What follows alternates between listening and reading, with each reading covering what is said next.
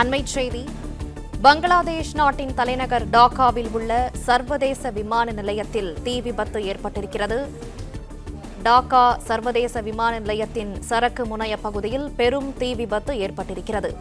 தீ விபத்தால் விமான சேவைகள் தற்காலிகமாக ரத்து செய்யப்பட்டிருக்கிறது. கூடுதல் விவரங்களை செய்தியாளர் பாண்டியராஜன் வழங்க கேட்கலாம். பாண்டியராஜன், வணக்கம். விவரங்களை சொல்லுங்க. நாட்டினுடைய தலைநகரான டாக்கா சர்வதேச விமான நிலையத்தில் இருக்கக்கூடிய சரக்கு முனையத்தில் தீ விபத்து ஏற்பட்டிருக்கக்கூடிய அந்த காட்சிகளை பார்த்துக் கொண்டிருக்கிறோம். வானளாவி கரு புகை மண்டலங்கள் சூழ்ந்திருப்பதன் காரணமாக சர்வதேச அளவிலான அங்கு வரக்கூடிய விமானங்கள் அனைத்தும் ரத்து செய்யப்படுவதாக தகவல் என்பது வெளியாகி இருக்கிறது.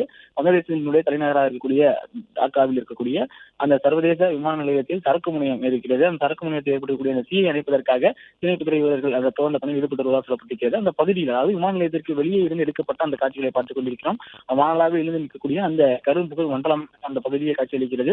இந்நிலையில் அங்கு வரக்கூடிய அனைத்து விமானங்கள் மற்றும் அங்கிருந்து புறப்பட வேண்டிய அனைத்து விமானங்களும் ரத்து செய்யப்படுவதாக சொல்லப்பட்டிருக்கிறது.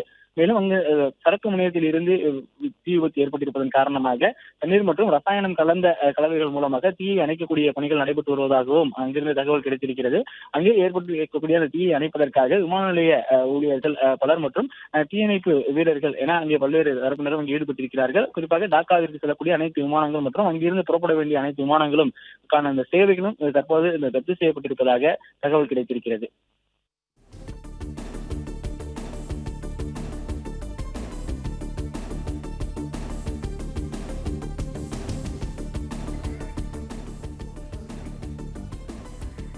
பங்களாதேஷ் நாட்டின் தலைநகர் டாக்காவில் உள்ள சர்வதேச விமான நிலையத்தில் தீ விபத்து ஏற்பட்டிருக்கிறது. கூடுதல் விவரங்களை செய்தியாளர் பாண்டியராஜன் தொடர்ந்து வழங்க கேட்கலாம். பாண்டியராஜன், விவரங்களை தொடரலாம்.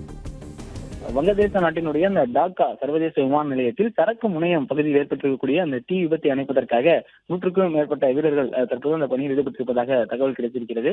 குறிப்பாக ஒரு மணி நேரத்திற்கு முன்பாக இந்த தீ விபத்து ஏற்படுவதற்கான அந்த சூழல் இருப்பதாக ஒரு தகவல் கிடைத்திருந்தது. அதன் பிறகு இந்த தீ விபத்து ஏற்படுவதற்காக அந்த பெரும் பகுதியுடன் கூடியான அந்த காட்சிகளும் வெளியிடப்பட்டிருக்கிறது.